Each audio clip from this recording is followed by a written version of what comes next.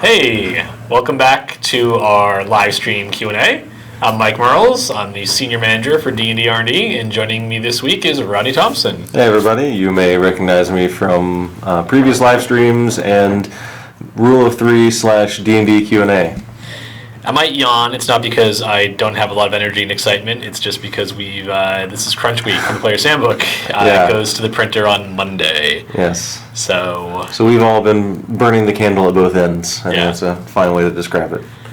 So it's been pretty busy. So Trevor, you want to just launch into questions? Do you want me to?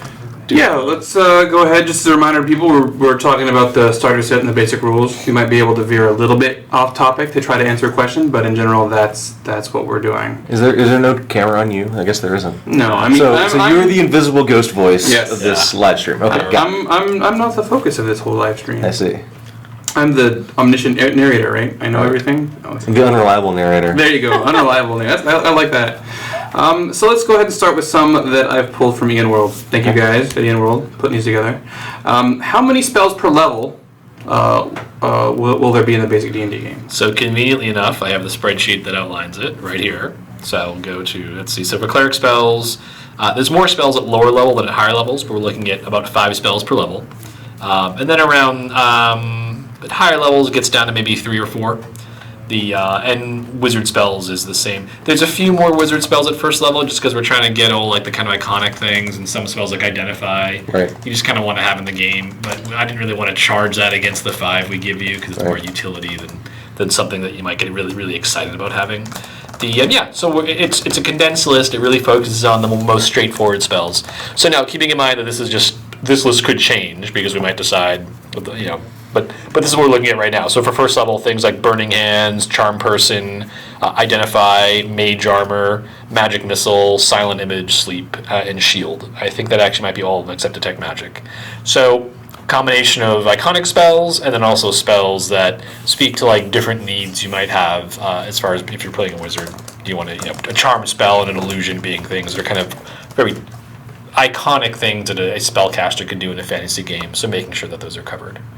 So.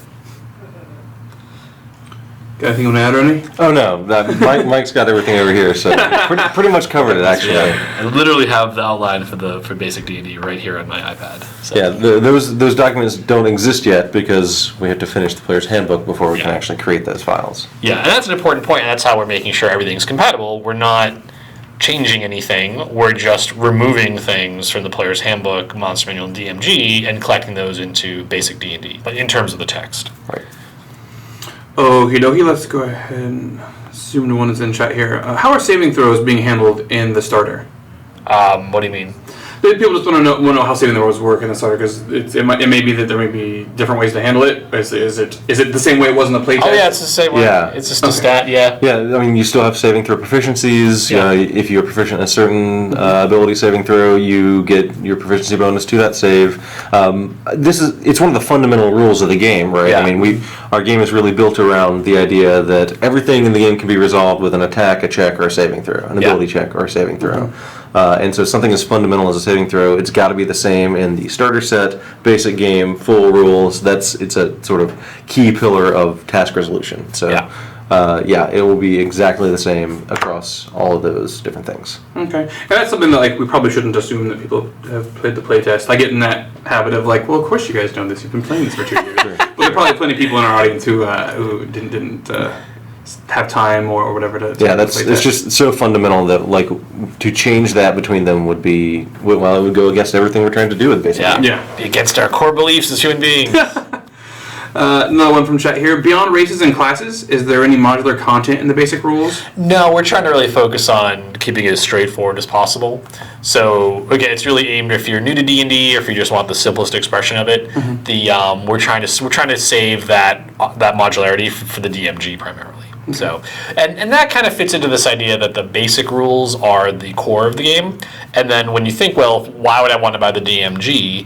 That's more, well, you'd buy it if you wanted to start creating your own campaigns and really want to have mechanical support for it. You want to do something like, I want to add firearms to my game. I want a horror campaign. Or, things like, I want to alter some of the mechanics so it feels more like 4th edition. So I want quicker rests and things like that, more encounter-based things. The kind of things where, like, someone who hasn't played D&D in 10 years or is new to the game, they're just not going to have those questions because they don't have the experience. They wouldn't know that what the difference is between, say, 5th and 4th or whatever. So. Yeah, I think it's pretty safe to say that, like, of the 3 books, the DMG is going to be the one most aimed at the most experienced parts of our gaming community, right? Yeah. I mean, that's safe to say, right? Yeah. Because if you get to the point where you're using the DMG, you're probably making tweaks to your campaign, or designing your own adventures, or designing your own monsters, or what have you. And that's something that we don't anticipate that someone new to the game or just coming back to the game is going to need right away. Well, they will have rules for creating adventures. Right, yeah. But it's within the framework of we're assuming you're not using any optional rules. Maybe I should have said a strongly themed campaign. Yeah, something like a Dark Sim or whatever. Right, exactly. Yeah. Okay, let's see here. So we talked about racing class being in basic rules, and you guys talked about not having too much modular stuff. What about backgrounds? They seem kind of like a core to the game. Oh yeah, they'll be there. So the idea behind the backgrounds is the list we're working with is matching the backgrounds to the classes. So it's very easy as a player. Like, so Acolyte, that name may have changed. I can't remember if it's still that, because this spreadsheet's from like 6 months ago when you first created some of these plans. But the idea being that if, hey, I want to play a cleric, well, here's the natural background. The nice thing about that is it lets you kind of get the sense of your first taste of customer character customization. Customer characterization, I like that, actually. Customer. So you could say, hey, I want to play a fighter, but instead of taking the sort of typical soldier background, I'll take Acolyte. Right. And that's like a pretty simple thing. And of course, I mean, you could easily, it doesn't take a lot of work to figure out, how could I make my own background, even using basic D&D. Yeah. And I think we'll actually, looking at this, I think just give you quick guidelines for doing that, because background is so narrative driven. You're just really thinking like, what did my character do before becoming an adventurer? That just telling you, pick some skills, pick one of the 4, sample background benefits from the existing ones, and you're good to go. And realistically, of all the elements of character creation, the background is the one that if you are a DM or even a player and you're tinkering with it, it's probably the one that you're least likely to make some catastrophic error. And oh no, I made the most broken background isn't really something we expect people to say. I think that's safe. Well, or if it's broken, it'll be obvious, right? Right. So we were, as an example, in the if let's say you're making up backgrounds for your own campaign. If you were to say, okay, in my campaign, there's going to be a big threat from dragons or dragon cultists, I'll make a background that gives you, +1 on attacks against dragons. Like, that stands out like such a sore thumb. Nothing else in backgrounds really does that. Exactly. None of them are like, you get a bonus in fighting and stuff like that. They're much more tied into the overall, your character's place in the world. Yeah, they often have a lot to do with what you do between adventures, or things that you do outside of the dungeon crawl or things like that. So it's pretty obvious when you're veering into the territory that backgrounds don't veer into. Is there wow, I'm just throwing my questions here. We have lots of backgrounds in the full rules. Is it a portion of those backgrounds that end up in basic? Or? Yeah, we're just basically taking the 4 backgrounds that we feel best matched to the 4 core, taking those wholesale straight out of the player's handbook. Okay, so there'll be 4. Yeah. Cool. Let's see here. What about multi-classing? Is there going to be any multi-classing? Not in basic D&D, yeah. So even in the player's handbook, we've labeled multi-classing as an optional rule. Mm-hmm. So it's something we assume you're going to ask your DM before you start doing it. And that's just, again, for simplicity, just making it straightforward. Like, pick your class, pick your race, you're good to go. So. Yeah, but both feats and multi-classing in the player's handbook are going to be presented as optional rules, just like they were in the playtest. So if you played in the open playtest, this is no big surprise. But they are 2 optional rules that we expect a lot of campaigns will probably use. I mean, for example, in both of my campaigns, I allow people to use those, right? So that's why they end up in the PHP. Yeah. Let's see here. Speaking of some more weird stuff with Basic that kind of touches on it, are we going to see any conversion documents for people to convert characters from previous editions? Yeah, that won't be part of Basic D&D for the simple fact, like it'll be a separate thing we'll do. Again, just so if you're completely new to the game, you're not wading through, wait a sec, what's all this stuff about prior editions and stuff? So, but yeah, those will be separate documents, so.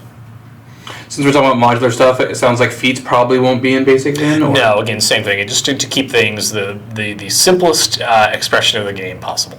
It comes from two ends. We see it first from new players, but we also know there's a lot of people who like playing D&D with as few frills as possible mechanically. They just want the game to be as fast, easy, and quick as possible. And that's the other thing Basic D&D picks up. I like to use the example of, if you have Basic D&D, well, that kind of, we don't call it Advanced D&D on the covers of the books, but you can kind of think of the Player's Handbook, Monster Manual, and DMG as Advanced Dungeons & Dragons. Yeah. That's kind of spiritually how we've thought of it. Definitely so, yeah. I also think that I could foresee people using the basic rules if they want to put together a game pretty quickly, or like a convention game or something like that. Oh, yeah, definitely, yeah. One of the things that I've always, sort of struggled with is, you got friends over on a Saturday afternoon. It's like, hey, I'd love to play some D&D, but boy, it takes a long time to get everything up and running. I'd like it if people use the basic rules in those kind of situations, right? And I can foresee myself using them in that kind of situation where it's like, okay, guys, just make basic characters, and then as a DM, I could throw together an adventure really quickly because I know very limited options. I know exactly what the capabilities of my players are going to be, and it'd be kind of like throwing together a first edition. Even the AD&D Player's Handbook had more options than the basic is going to have. So, just that sort of limited scope makes it easier for players and DMs to just get up and running really quick. Yeah. But you've still created your own character. Exactly, and you can take that character to a full-fledged campaign using all the rules because it's completely compatible. Yeah, what I know I'll probably do, what I've seen people talking about, is like, all right, so we're going to use the basic rules plus XYZ. Yeah, and then I can see that. Let people do it that way. Yeah, that's actually a very, very good way to think of it. And that's kind of when we think of the growth of the line over time, we are thinking in that terms. Like, we want to be able to think of it in terms of, your best experience is, basic rules plus 3 core plus this book, rather than trying to just use everything at once, right? Because that's a recipe for there's no way anyone can handle all that stuff. Yeah, overwhelming for players, DMs alike. Yeah. It's very true. Since we're still talking about possible modular stuff, magic items are in the basic rules. Yeah. Yep. Is there anything else from the DMG that's in the basic rules? Other than the basic stuff you need as a DM to create adventures and run and manage your campaign, there's still it's funny because I have this beautiful spreadsheet, if I do say so myself. And when I go to the DM's basic D&D tab, it's actually empty right now because you get nothing. Yeah, right. Yeah. It's just for players. No, the DMG is the last book we're working on, so. Before we exactly figure out, this spreadsheet is basically just goes through and lists the sections from the actual manuscripts. The DMG is done, but we're just still rearranging the text a bit. But so for magic items, you're going to get a bunch of magic items, classic things like magic weapons, magic armor, some staves, some of the wondrous items like the boots of Elvenkind, things that are really iconic. Then for DMs, what we want is everything you need to manage an adventure. And everything you need to create an adventure. And then the one thing which we still just need to finalize is how much more things like downtime or stuff like that, mass combat, would you need in there? Because we think, it's likely to come up in the typical D&D campaign going from levels 1 to 20. Is mass battles an iconic enough part of fantasy that we should put it in basic D&D? Right. So I think that's just kind of one of the questions, and that's the last piece that we need to put together. Part of that is going to just be determined by the DMG. Obviously that stuff's going to be in the DMG. It's just is that something we want to put in basic, or do we rather wait until, hey, here is the campaign we released that uses the mass combat rules, now we'll put it in. Part of it is we don't want to overwhelm people. We don't want to go, it's a 200-page document, right? That's going to be hard to get people in. So I think what we'll do is we'll put in the stuff you absolutely need, and then if we feel like we can add a couple more bells and whistles for the DMG, we'll do that. So. All right, so let's see here. So many questions. Everybody's bombarding me here in chat. Let's go ahead and look at this one. Here we go. Could you give us a not too spoilery explanation of the adventure that's in the starter set? Do you have you run it? I've played it, actually. Yeah, okay, you played it, because I've run it, you played it, okay. You can give a very... So you can't spoil me, but we don't want to spoil the audience. Yeah, I don't want to spoil the audience. You can do a little basic synopsis of where it takes place.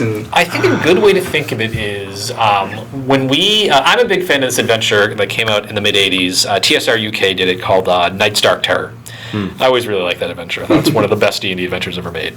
So we kind of use that as a spiritual example for both the adventure in the starter set, and also kind of when we thought about the intro portion of Tyranny of Dragons. But it influenced the two in very different ways. The idea behind it is to create an adventure that gives you a central place, a village, gives you a central quest. So you can kind of think, okay, here's what this adventure is about, here's what we're trying to do. But then gives you enough room so that you feel as a player, you have options. You're not just like, okay, we go from A to B to C to D. Like there's a wilderness map, and we've heard rumors of different places we can go.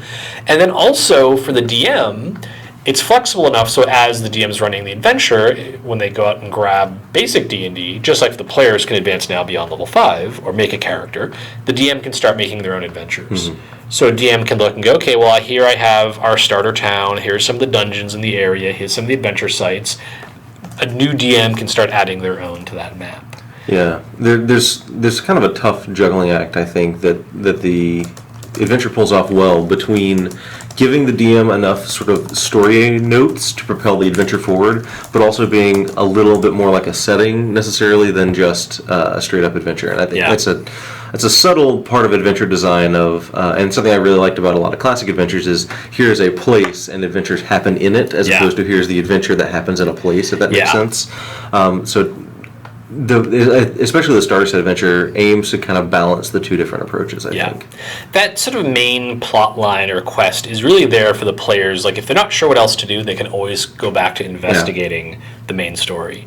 But one of the things we did, and this is one of the reasons why we didn't just land on doing pre-gen characters, we really embraced it. We're excited by it.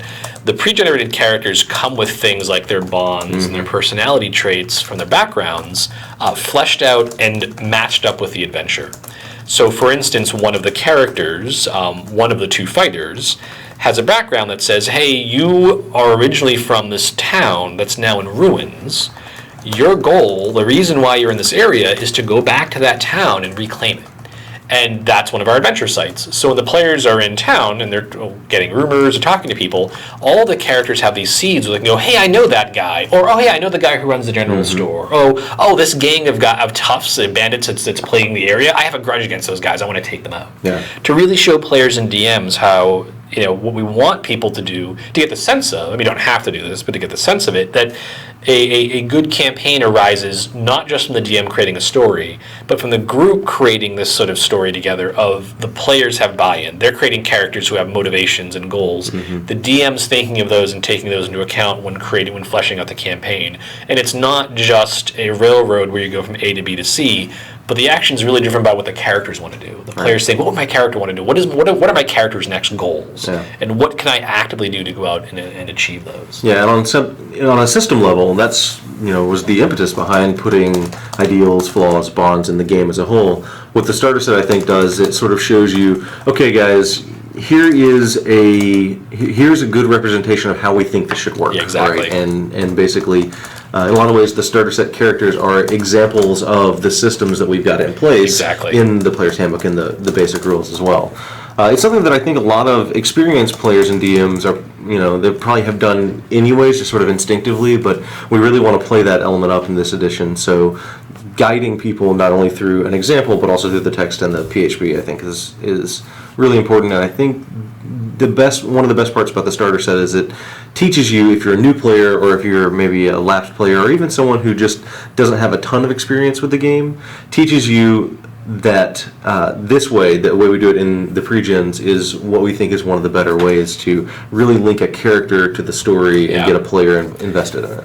Because that's one of the hardest things when we watch people try to learn to play an RPG or D&D is the players just don't know what to do. Right. And they're, because I've seen this, we have this, when we have a focus group playing, they'll just stop and it'll just be, here, you're in a dungeon and there's a room and there's some doors, and the players will just, well, why are we here? Are we supposed to open the doors and go exploring? Are we supposed to?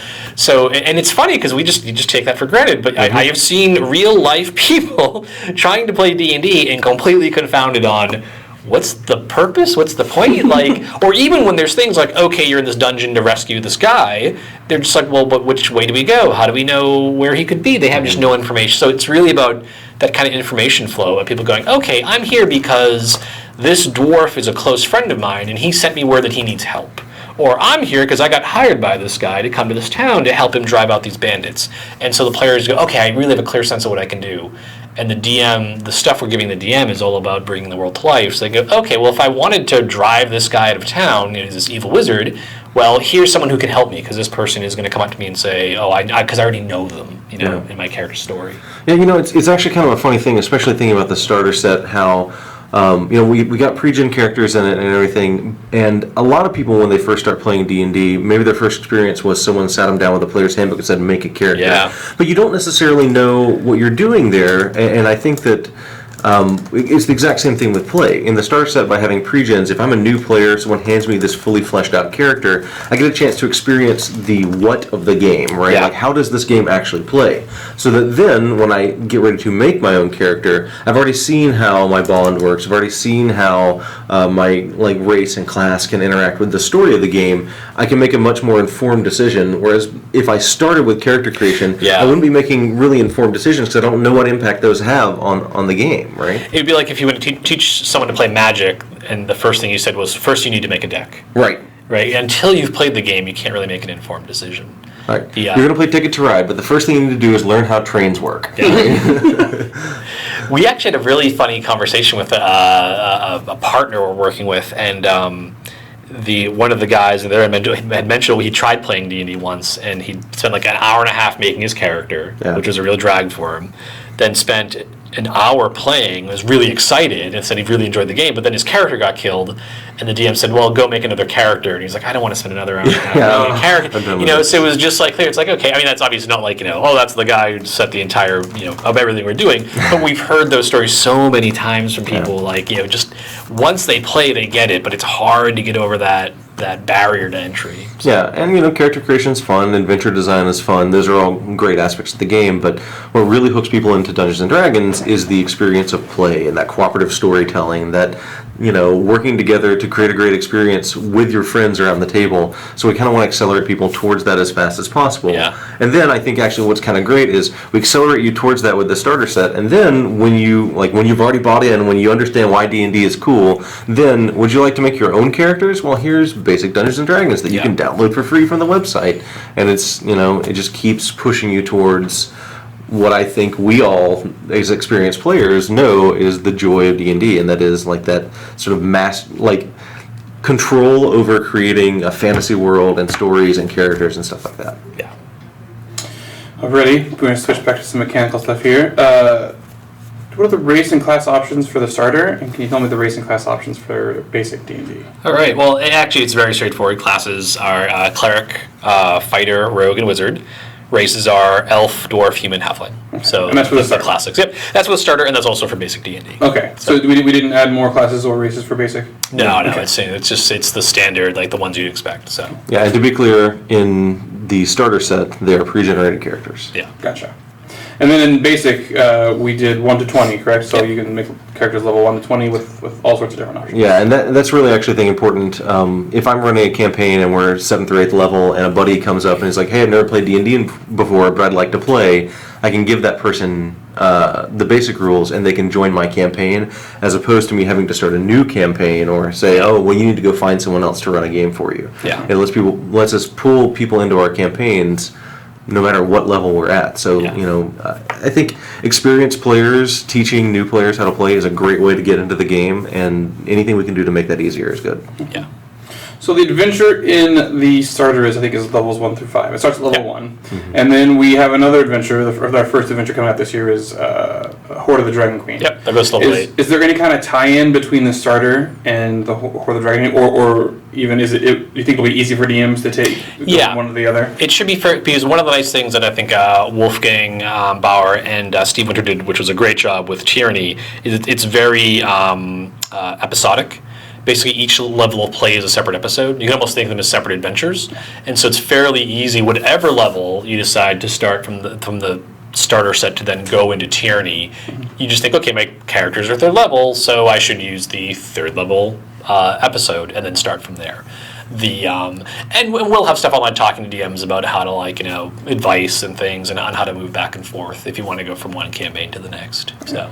The other nice thing I will say about the way we've built our game is that even if the players are a little bit higher level, it's okay to play the lower level adventures. They'll burn through them faster than you would maybe if you're playing them at play the first level adventure at first level. But at the same time, there's still an element of challenge there, and I think it's okay to play lower or even higher level adventures too. The other thing I could see happening is if you wanted to mix the two, right? So I'll run a little bit of the basic set and then a little bit of Horde. That episodic nature makes that really easier because you can just bounce back and forth. Yeah.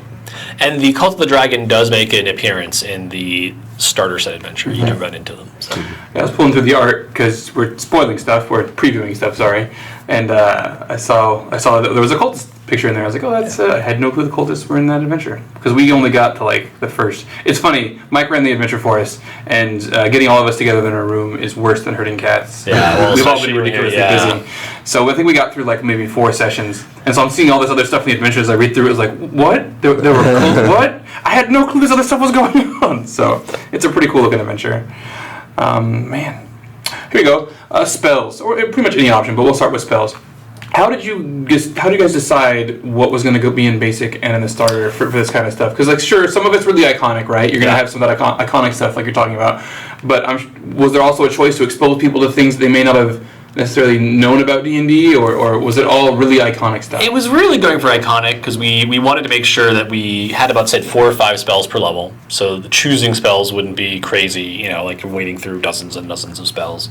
And also really utility. So we wanted to make sure the spells were iconic, but we also wanted to make sure that they were hitting like the different notes. Like, so for instance, the cleric spell list for basic D&D includes augury as a second level spell. The idea that, okay, a cleric can try to commune with the gods and get into question answer, things like that. Feeling like that's kind of an iconic cleric thing, but it's also something which, okay, that's a spell that's kind of different from the other spells that you can, that we have on our list. So it's unique, it stands alone. So yeah, it's a little bit of the iconic end, but it's also trying to make sure the casters feel like there's a broad range. It's not just about blowing stuff up. There's different approaches casters can take. That's cool, Rodney. I think it's just important that we make sure that our basic rules give you one of the most iconic experiences, because something we found is that no matter what edition you play or how long you've been lapsed from the game, there are certain sort of common touch points that everyone that's played D&D recognizes. And so I think we want to play those up because it helps perpetuate the common language of D&D that brings people from all different eras of play together. Yeah. Cool. One of the things that we've talked a lot about is how monsters might work differently in this edition from previous editions. How you guys are really focused on making sure that monsters stay relevant as they move on. We've also talked about larger. For 4th edition we called them solos, but these fights that are a big deal, and there's some kind of big monster there. In the playtests, we didn't necessarily have monsters that were always the hardest challenge. You guys, we weren't worried about balancing that number at that point. But how do you think monsters look now on the starter and the basic stuff, 1? And 2, are there any of those cool boss fight type monsters in either the starter adventure or the basic rules? Do you want to talk about monsters? Yeah, sure. I'll talk about monsters. I just think you would like 7 questions disguised as 3. That was like 7 questions. Thanks, Trev. Okay, so monsters.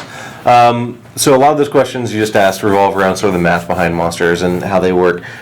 One of the things that we were able to do as we got later in the process was more correctly evaluate how powerful the player characters were, because player character mechanics evolved over time.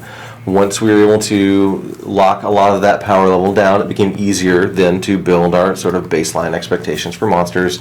And I can't go into too many details because it would take an entire hour, but one of the things that I think we've done very successfully is we have we just have better monster math than we did at the end of the open play test. Another thing that we were able to do that we knew we were going to need to do during the open play test, but we simply didn't because we didn't want to confuse a lot of the feedback we were getting. We really wanted to focus people on certain things. We have better guidelines for how to determine how tough an encounter is. So, for example, because of the way we did bounded accuracy, you can use lower level monsters in larger numbers at high levels. The thing that's not clear from just a straight up like, oh, okay, well, you can put 1,000 XP worth of monsters in this fight, is that if you fight more monsters, it's actually a tougher fight even if the XP value is the same. So like 1,000 XP monster versus 100 XP monsters, that second fight is actually tougher because you can only kill so many monsters at a time, and so they stick around longer and do more damage. So once we got into the point where we were starting to work on the starter set adventures and Tyranny of Dragons and things like that, we were able to use more precise guidelines so that we can know, okay, this fight is going to be this tough, this fight is going to be this tough, based on the number of monsters that are in that fight. So that's sort of the other side of it. Like, the monsters math is a little bit better, but also our encounter and adventure design math is a little bit better. And we also toughened up quite a few monsters. There were a lot of monsters that got an extra die of damage, or 10 more hit points, or a few more points of AC, just because we were like, okay, we want this to be a good experience at this level. And, you look at things like a party of 5th level characters, they've gotten a big boost in output from 4th to 5th level, right? Like, fighters get an extra attack, you get 3rd level spells.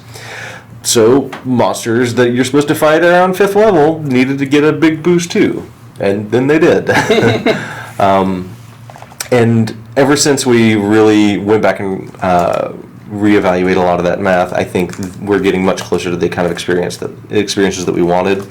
It was nice, and I'm glad we did it the way we did in the open playtest, because we really could focus people on, do these character abilities feel right? And once we got that right, once we got, okay, is everybody happy with their character, we could then really, more accurately figure out, okay, what does that actually mean for how tough monsters are, right? And it was sort of important to do it that way, because we want the players to feel like they've got all the right stuff, and then the monsters can just be made to match that. Exactly. Sounds good. So that's my long-winded way of saying, yes, we redid a lot of the monster math. Second question then, which is part of that, I already asked, but I'll remind you. Are there any of those cool, awesome boss fight type monsters in the basic rules? Yep. We got you get a dragon. There you go. So what we try to do with the monster list for basic D&D is come up with the most iconic fantasy monsters in general. So there's things like the Chimera, Centaurs, Orc, Ghosts, the different types of giants, bunch of different types, like the generic kind of like Mage, Acolyte, Warrior, things like that. Mummies, ogres, and ochre jellies, like kind of prototypical ooze, skeletons. Mike's just going to read them all out for you. Yeah. And then He is actually not really even scratching the surface here. That's awesome. There's there's a bunch of lists of specific monsters, and then the mundane animal appendix, like wolf and stuff like that. That's going to be included in its entirety. So cool. Things like just real world animals, or things like giant spiders and vermin will be there. So this is a question that we see a lot. We did tell people that the basic rules were going to come out when the starter came out.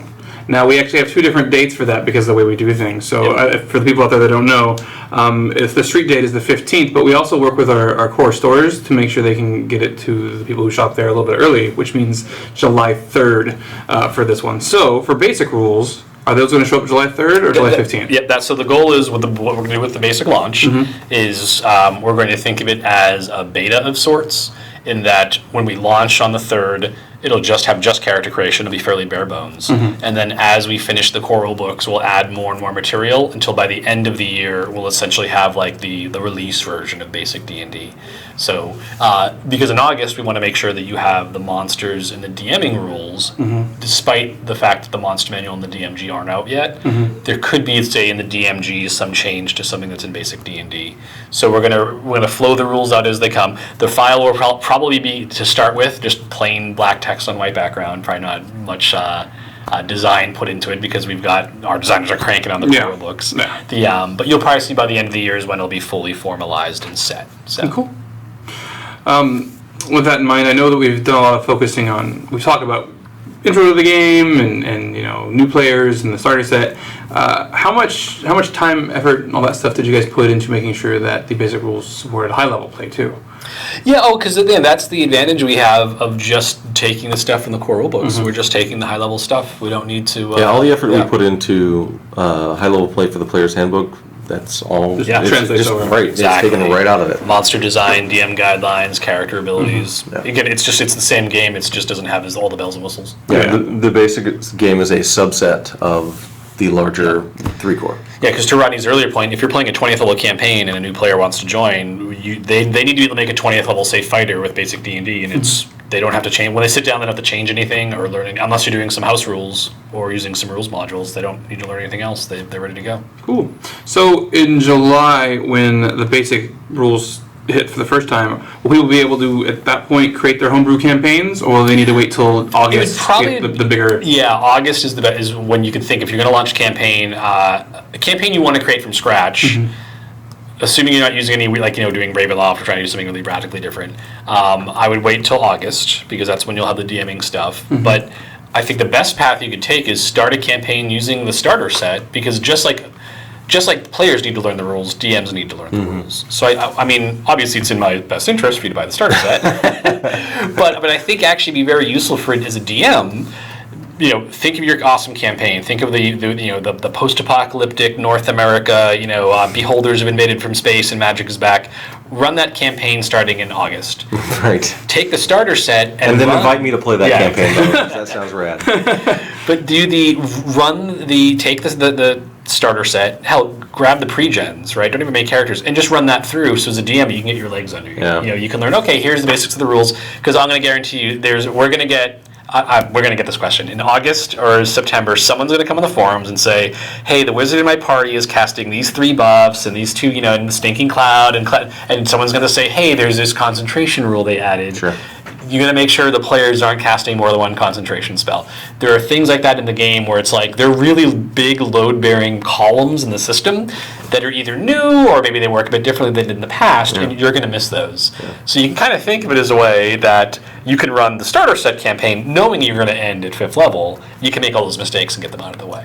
Theoretically, if you burn through the starter set campaign, it does come with an appendix of monsters. You could run your own designed adventures using that appendix of monsters. Yeah. You won't have the full, adventure building guidelines, but, you could do that. You could put something together like that, but you're going to be kind of on your own until about August. Yeah. And honestly, like the game, one of our big things is encounter building is, so I ran this a couple months back in January, I think the kind of 40th, the official 40th date of the release of D&D. Did you play in that game? Were you there? I can't remember what happened last week. Are you kidding me? I think you were there because you got mad because people kept hearing the ogre. That's right. They kept feeling the ogre. I was like, what are you doing? So I ran that with. I just rolled on random tables for all the basically for the dungeon, and it worked out fine. If you're using some of those older tables, it was the AD&D tables I was using. The number of monsters, it was fine. I mean, the thing is to kind of wrap your head around. Encounter balance is important. Because obviously, it's important if you want it to be important. Right. I kind of decided that adventure, I didn't really care about encounter balance. There was a one-shot, basically. Yeah, it was a one-shot, but it was also the way I like to say run my dungeons is things are really fluid. I don't plan, like, here's 5 bugbears, and you're only going to fight those 5 bugbears in this room. I like more of my dungeon design to be a lot more, depends what happens. Like, in this case, they ended up forming an alliance of sorts with an ogre who they really couldn't understand what he was saying because no one spoke his language. Well, they thought that he was friendly, and so you start healing him, and he did end up leaving the dungeon, and you did end up killing that drow. I'm just glad I didn't die. Right, that was my whole goal. No, I think Mike's right. I mean, we do have a game that I think DMs, once they've got a little bit of experience, and obviously you had the benefit of having run this game for the last 2 years. Once you've got a little bit of experience, it's pretty easy to eyeball things, especially at low levels, right? And levels 1 to 5, you'll kind of know, okay, my party's first level, they can probably handle 4 to 6 kobolds, but as soon as we get to like 10 kobolds, then it starts to get a little dicey, right? Yeah. A lot of those low-level expectations are really, we really aim to try and get the same kinds of monsters and the same numbers of monsters that you would deal with in like first edition type numbers. So, I mean, that was the aim, right? And so we ended up saying things like, okay, we want the bugbear to be one of the toughest things you'll fight at first level, right? So bugbears get a pretty big bump, and they're a lot more lethal than they were in the playtest, right? Yeah, exactly. Things like the encounter balancing, adventure balancing things, those have always been meant to be tools that you can use or not in 5th edition as you wish. It's more for, if you want to figure out how tough this encounter is, then use them. If you don't care, that's fine. Next to that, I've run entire campaigns using I don't really care how tough it is because this is just what makes sense. And if the players decide to charge against the giants, did you play it against the giants? No, I was running a game at the same time. So, but it was great. Like in the first one in Steeding of the Hill Giant Chief, there's a room with a bajillion ogres and giants in it, and the players just peeked in the room and thought, oh, we can't do this. If we charge in, we're going to die. And it was like, yes, you are. And that's just the way it is. And what's interesting about this adventure is that you have to figure out an indirect way to take down all these giants, or you just have to have an awesome plan, or in this case, it turned out they just cloud killed the entire room, and that happened to be enough with the help of 100-something orc allies they recruited. Yeah, let's not discount the 100 orc allies. Right. But it's the thing where it is. I think sometimes DMs get a little too caught up in thinking I have to measure everything out perfectly, when really we're trying to build a system to be a lot more flexible than that. I think the way you described it earlier is exactly how I'm pretty sure we're describing it in the DMG, but I haven't looked at that text in a while. And that is that you build if you're a DM building your own adventures, you just build your adventure. Then, if you want to figure out how tough it is, you can go back and compare it to our encounter numbers and stuff like that. So that what's important is that there's 10 orcs in this room. Then you discover, 10 orcs is actually a really hard fight, and then you can make your adjustments from there. As opposed to starting with, I want this to be a hard fight, and I, really am going to tightly balance it or whatever. I think what I would like to see be the default sort of method that we teach people is, build your adventure, build what makes sense, build your dungeon how you want to build it, and then use these guidelines as sort of a safeguard if you want to against TPKs and stuff like that. Yeah. I think that's going to end up being also more rewarding for DMs, because then they can really focus on what's the story of this dungeon, or what's the mood of this dungeon. Is it the 100 giants in this, or whatever, bunch of giants in this room, or is it, no, this is the sparsely populated dungeon, but there's a few really scary, there's actually a roper in this room, right? And then you kind of know, what the flow of your adventure is going to feel like, and then you determine how hard it is. Yeah, it's all about being a DM tool, because some DMs want, I want to calibrate each encounter. I like the idea of the tactical challenge, and some DMs just don't care, right? And we don't want to be in a position of we're telling people this is how you have to do it. Yeah, we don't want to tell people you have to care, but if you do care, we will give you the tools. We want to have an answer for you. Speaking of campaigns, since we've been focusing on that. Is there a specific setting for basic or for the starter? Basic, not so much. I think the plan is to include some material in an appendix on the Forgotten Realms, because that's where things like Tyranny Dragons are set. The starter set is set in the Forgotten Realms, and the real advantage of that is when we're using a specific setting rather than trying to be generic. I think I would rather have that specificity and the flavor that comes with it, and the cultures and things like that, rather than having to constantly reinvent the wheel, or just kind of, I guess, frankly, just always defaulting to a very generic Western European medieval, it looks kind of like medieval Germany crossed with medieval France crossed with medieval England, because we're just trying to be generic and bland to make it adaptable. I'd much rather be able to say, okay, this NPC is Rashemi, and this is what that means, and this is what that NPC looks like, or this is a merchant from, distant Shu, and so he has a specific look and cultural touchstones that make him stand out. And then, since we're being consistent with that, as a DM in your campaign, rather than having to convert everything from just kind of generic mush, these are the key things in the realms we're focusing on, like the Cult of the Dragon. You just have to think to yourself, okay, what group in my campaign would be interested in allying with dragons? And that's the answer. I mean, you have to answer that question anyways, because if we're going to do a dragon-based campaign, you're going to have to make that conversion. I'd rather have something flavorful and distinct rather than something that's just kind of generic. So. That all having been said, it is not inseparable from the realms at all. I feel like the starter set adventure is very adaptable to most of our more iconic settings. Well, and that's why one of the reasons we settled on the realms, not only it's really popular, but it's high fantasy. It's not if Dark Sun was our default setting, we'd have a very different game. Yeah, exactly, right. So the nice thing about the realms is it's recognizable enough that for most, if you're talking about a typical fantasy setting, it's not so distant from the kind of baseline that it's alien, but it has its unique flavor, it has its unique cultures and people, that I think that it's a real strength for it.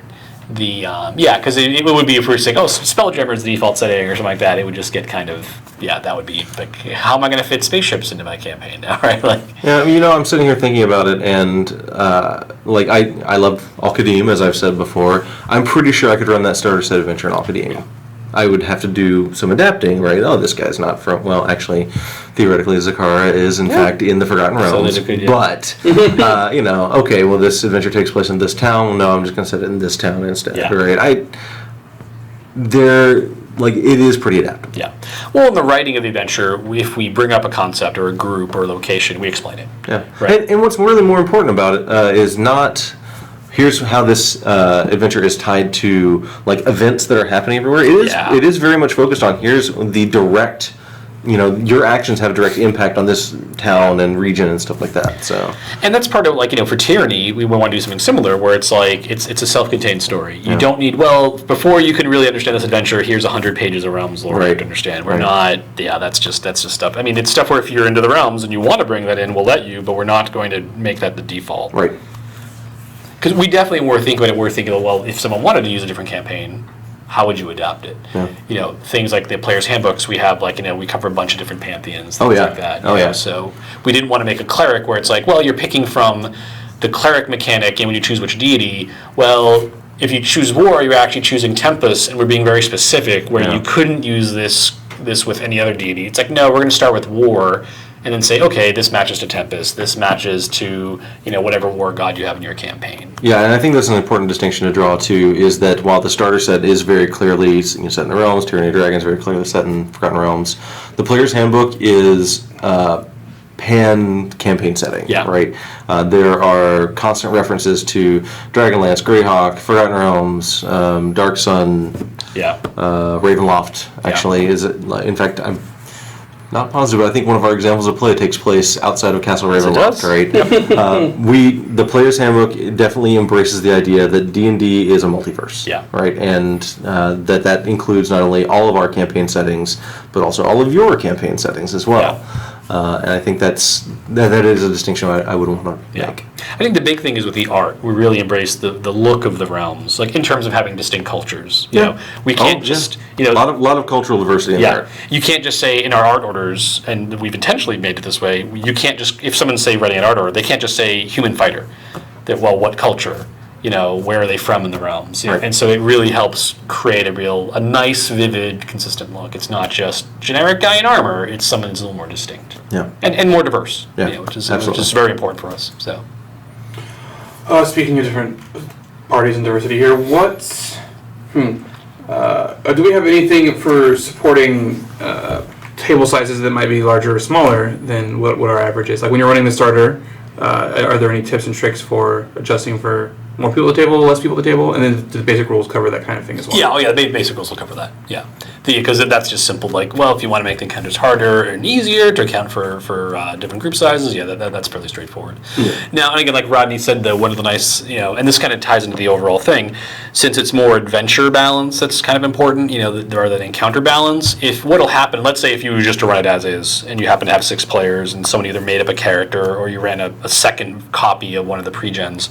They'll just get further in the adventure. Rather than having to stop, they'll just, they'll get in a couple more fights or explore a bit more of the dungeon. So it's not like a game crashing thing if your group's a little bit larger, a little bit smaller. So. Yeah, and in the basic rules, because of the way we're going to teach you how to gauge the difficulty of your encounters, that's all going to be based on the number of players you have, so it will support group sizes all over the place. At the same time, it also supports groups with characters of different levels. So if you have 2 people that are 3rd level and another person that is 5th level and another person that is 4th level, that will we will teach you how to gauge the difficulty of your encounters based on that. I personally actually like that. I like having characters at different levels in my campaigns. Now in our playtest campaign we haven't done that very much, but in my other campaign that I'm running, I definitely embrace that. So it's cool to make feel I showed up every session, so I get to be a higher level. That's always or my character didn't die, so I get to be a higher level. So. I like that, but that's a personal preference. We want to enable that again, not mandate it. Exactly. Talk about a little bit about leveling up. How does that work in the starter? Is it like, hey, look, here's the things you change when you level up? Is it straightforward? Exactly. So the character sheets, the first side is your character. The second side includes your background, and there's also then guidelines for, hey, when you reach 2nd level, here's what to change. Here's what you get. 3rd, 4th, and 5th. So cool. And so it's pretty straightforward in that regard. Yep. See here's one that should be pretty easy. What is the most powerful monster in the basic rules? There's a dragon. The dragon is the most powerful one. The dragon's the most powerful. Now Rodney is unsure. In the basic, I haven't looked at the basic rule monster. If you look at the basic rules, we've got Everyone else tends to cluster at the lower levels. You see the Show me the dragon. Oh, this is I say I cheated. I didn't put the age category in yet. Look at you. Basically, it's just dragon, red, and I guess depending on what age category we pick. That's actually by intentional. I want it to be so I didn't pick a age category because the answer is going to be once we fill in all these monsters, the red dragon will be the strongest. I mean, the game's Dungeons and Dragons, right? It's not Dungeons and Tyrannosaurus Rexes or Dungeons and Cloud Giants or Dungeons and Lizard Folk. It's Dungeons and Dragons. So we want the red dragon. Basic. And I think it's been a couple of weeks since I did this, but I think when I was going through and doing a power gauge on the monster manual stuff, I think I figured out that I think it's the ancient red in his lair, or her lair, I guess, is the toughest. I think it's the toughest single monster we have in the lair. Yeah. I'm not positive about that, though. Demons travel better. If they somehow get out of the abyss, then it's worse. Yeah. Yeah, I can't remember exactly. It's nasty. Let's just put it that way. It is nasty. So we'll go with dragon. And I think in the starter set there is a green dragon who, though not... Spoiler alert. Yeah, not in his lair. Well, he's kind of on the cover. Yeah. That guy. That guy on our cover there, if you run into him in that location... These guys are probably taking the wrong approach. So like, hey, dragon, let's charge its head. If they haven't gone into basic D&D and gotten beyond 5th level, they are probably all toast. So it's possible we are showing the seconds before TPK here. Yeah. I like to believe that these guys are being more clever than that. And there's about to be like the halfling rogue is off camera about to do something really clever. Well, the army of 100 orcs that you can't see. Yeah, exactly. Yeah. But yeah, the dragon is very tough. He's significantly more powerful than anything else. Yeah, you probably should not take him on. And it is like if you are paying any attention. Oh, there's a dragon in this area, so maybe we shouldn't stick around here. Maybe we should come back later. Maybe we should just ignore him. So, yeah. Back to leveling up in the starter, we know that how it's going to be done. Is it pretty much every session, every other session? What's the pacing for leveling up during the starter adventure? So we assume that leveling up for levels 1 and 2 is one session. So you'll play for a bit, then level, play for a bit more, then level again. And then once there, I think we're looking at basically like every other session leveling. I mean, we did the surveys. It's what we found people seem to like. They like the idea that in less than a year they could get to 20th level, play a full campaign. And that kind of matched what we had sort of seen. Like a lot of people, if they're in college or in high school, they like the idea like, okay, in the school year I can play my campaign. The D&D, I know this is kind of, when you look at online forums, people don't know this. It skews a lot younger than people think. But that is a very easy thing, obviously if in the full game, if you want to take longer, that's very easy. That will have that rule option in the DMG. Yeah, and last time I checked, we do have alternate advancement rates. Yeah, exactly. But I think what we found, actually was kind of surprising, because I think when we were doing the playtest, I was expecting people to want like maybe level once every 3 or 4 sessions. So it's kind of interesting to see. Now I have to admit, what I thought was, well, I do kind of like leveling up that quickly, because I think D&D players like going from campaign to campaign more than people think they do. Like the guy who runs the 30-year campaign, that's awesome, that's amazing. But I think most people are, well, no, I'm either in school, I'm going to be moving away after graduation or something like that. So they kind of like being able to get a full campaign in. And like our games, I mean, we play every other week. Yeah. Well, I have one game on one week, one game on the next week, right? And if it's every 2 to 3 sessions, that means you're leveling up about once a month. Yeah. Yeah, because I think a lot of people do play every other week rather than weekly. So. We're getting close to the end here, so let me ask some of these broad questions that make you guys think. So I'll talk a lot to give you a while. What is the nature of man and his relationship? Why don't we make it Dungeons and Flumps? Yeah. No. We are, actually.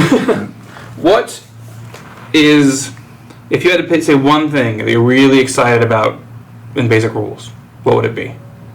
One thing or one word? One thing. No, don't say one word. That would be too easy. But stuff. For me, it's just like Rodney was talking about earlier. If you want to run a one shot, I have a condensed version of the game to go to. I have the starting point. I've actually thought for my own campaign, I might just run a basic D&D campaign. Like I might have my full campaign, which I run outside of work, but then at work, just run a basic D&D campaign because it's so nice as a DM to have a really clear understanding of what the characters do and know there's a consistency. If there's 2 fighters in the party, I know what they can do. Now, obviously, players like more variety than that if they're into the customization and stuff. But I think being able to run that simple dungeon crawl or that pickup game That's what I'm really excited about. That I think when you look at games as a whole, tabletop gaming has grown tremendously in the past 5 years. And one of the big things we looked at basic D&D was to say, look, board games growing, miniatures games growing, trading card games growing, RPGs not growing. RPGs anti-growing, also known as shrinking. Why is that? And then it's simple. When you watch people play the games and realize they're spending all their time talking about the rules, they're not getting much done because it's not because they're socializing, it's not because they're laughing. I mean, it's totally fine if you play D&D for 4 hours and only get like 5 minutes of play in. I think that's totally fine if it's like, well, because we spent the other 3 hours, 55 minutes talking and socializing, it's just, that's fine. I've seen people play board games that way, right? Sure, yeah. But when it's like, well, we only got so much done, we wish we had gotten more done, but we got so bogged down in this detail or that detail.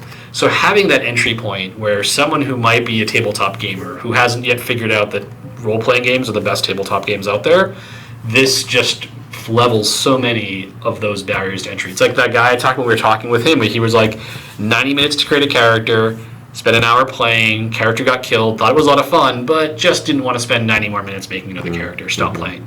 But clearly someone who wanted to play more. Yeah. You know, and that is the number one thing that we want, that for me that gets me excited, is that people can start playing D&D for free, super quickly, just dive into the game with a group, or if you buy the starter set with the pre-gens, you can crack it open like a board game, spend maybe a half hour flipping through it. The first session, that's the kind of thing, is, you know, the first session is like this short dungeon. Takes you a few minutes to read it. By the time the players have read their characters and you've read that first dungeon, half hour, 45 minutes, you can start playing. Yeah, I think that's true. Yep. The thing I'm most excited about is the 1 to 20 aspect, largely because of what I was talking about earlier, where it makes it easier than ever for me to bring in a new player. In fact, spoiler alert, Mike, my game that Mike plays in, we're about to have a new player join us. Oh, wow. And I am probably going to give her the basic rules to have her make that character, because she's not super experienced in D&D. So Cool. I will be taking advantage of that. I mean, you guys are 8th level right now. Level. You're going to tick over to 9th at the end of next session, Yeah. probably. So I'll have her making a 9th level character, and she'll be able to jump in using those basic rules. I think that's really exciting, because there's not... I mean, it is not always traditionally been very easy to join an ongoing campaign. Yeah. Especially if you're coming to it cold, and now you'll be able to do that for free. Or even if you just don't have time. I mean, I've got, my wife and I have our first kid on the way. And Oh, congratulations. Yeah, thank you. I had no clue. Oh, okay, yeah. Facebook knew. Yeah, Facebook knew. I I don't know who's... I think to a very focused section of Facebook, and Mike is on it, so I don't know how I didn't know that. Crap. But to Rodney's point, like, even me as an experienced gamer, if I want to play in Rodney's, it's nice to know I can have a simplified version of the game I can play, where maybe I'm not going to have much prep time because I'm going to have this screaming child in the morning waking up. You know, I don't have to, or even just my character, I can sit down if I'm playing a fighter and just go, okay, I get it. I can keep this character in my head without having to, like, review. I mean, lunchtime games here at the office. I think that's a great... I mean, because, like, obviously, if I'm going to play an ongoing game, like when Perkins' game is running, I'm going to build my own character. I want to be a half-orc barbarian, blah, blah, blah. But, like, if we're going to play a lunchtime game, I'm perfectly fine playing something simpler and faster. Because what I'm interested in is actually playing. Exactly. Or a dungeon, a super high lethality dungeon, right? Oh, where it's like, yeah, okay, character gets killed, okay, just roll, throw some more dice on the table, pick one of the 4 classes and go, right? Like, you're not spending an hour and 2 hours architecting a character who might get killed by a pit trap, or what was it, a mimic disguised as a toilet or something like that. Ooh, unfortunate. Alrighty, so we're about out of time. I do see a question popping up a lot that I want to answer. People are asking when they can get some of the 5th edition D&D stuff. So the starter comes out July 15th, but core stores will have it July 3rd. That's also when the basic rules will hit. And then the Player's Handbook released August 19th. Am I supposed to be either the 8th or the 9th for when core stores get it? We will also have it at Gen Con. Other fun things, I know Mike will be at Origins next week, as will Rodney. So if you're going there, come see us at Origins. Yeah, talk to them about the new edition, talk to them about Tyranny Dragons, all the stuff's going on. They have all sorts of stuff they'd love to talk about. Yep. And the other one is, are we going to do any more live streamed games? Oh, definitely. The answer is yes. When these guys aren't swamped and killing themselves trying to get the books out. So our next few live streams, at least, will cover, the products and the cool things, and we'll have Q&As like this. The next one, I think we're actually going to talk about running the adventure in the starter. So all you DMs out there and all you organized play guys, that'll be the one that you'll definitely want to tune in for. and that should be in a couple weeks. And if you're going to play in the Starter Set adventure, do not watch. Yeah, don't watch that, you jerks. But yeah, so thanks everybody for joining us. Thank you, Mike and Rodney, for entertaining all of us again. Thanks for putting this together. Yeah, it's my pleasure. We'll see you guys in a couple weeks. Thanks everyone for watching.